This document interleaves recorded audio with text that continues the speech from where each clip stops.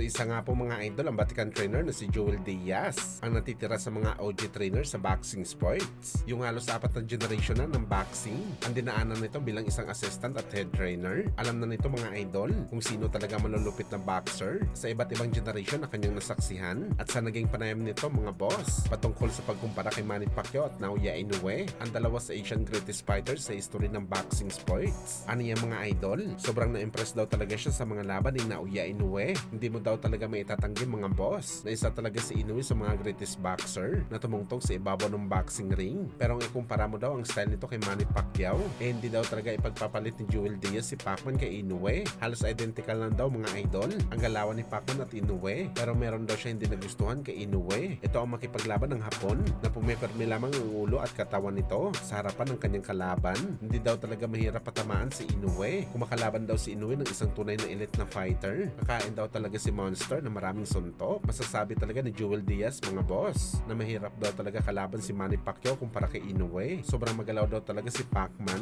Hindi mo daw talaga malalaman ang atake ng Pinoy. Ito daw talaga mga idol ang dahilan kung bakit naging babaw pa rin ang galing ni Pacman noong 2020s. Kahit mahigpit pang kompetisyon sa boxing sports. Sobrang hirap talaga kalaban ni Pacman. Kung makipaglaban ka daw kay Boss Manny, round 4 pa lang dati, ubos na ang lakas mo. Hindi lang daw kasi papagorin ni Pacman ang katawan mo, pati utak mo papagorin niya din sa bakbakan dahil malatrompo ang galawan nito sa ibabaw ng boxing ring. Samantala Matchroom CEO na si Eddie Hearn, binisto si Conor Ben sa kanyang interview kung saan mga idol ayon kay Eddie Boy, nag-offer daw ang kampo ni Conor Ben sa kanya ng $250,000 o halos 15 million pesos para sa pera natin. Manahimik lang daw si Eddie Hearn at huwag ito magsalita ng hindi maganda patungkol sa dati nitong alaga na si Conor Ben. Well, napakalaking pera to mga idol para lamang iwasan ng batiko si Conor Ben. Nakapagtataka naman mga boss na nag-offer talaga si Conor Ben ng ganito kalaking halaga kung wala ito tinatago na malaki na alam ni Eddie Hearn at pwede ito ikasira ng kanyang karera sa boxing sports. Pero gayon pa man mga boss, bariya lamang ito kay Eddie Boy ang ganitong halaga. Mas gustuhin pa siguro nito mga idol na expose si Conor Ben kaysa tanggapin ang offer na pera ng dati nitong alaga. Ang sakit naman kasi mga idol ng ginawa ni Conor Ben sa kanyang promoter matapos pasikatin ang pangalan ni Conor Ben at binigyan ito ng malalaking laban. Pero sa isang araw lang pala mga boss, lumayas ito kay Eddie Hearn at lumipat sa Sopa Boxing na siya naman ang mahigpit na karibal ni Eddie Boy.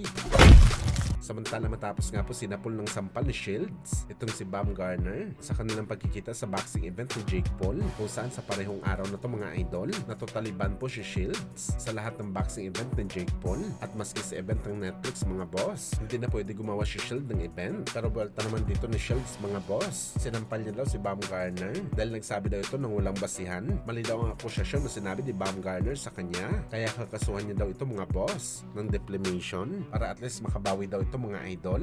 Both of MVP and Baumgartner's statements were lies. That is defamation of character.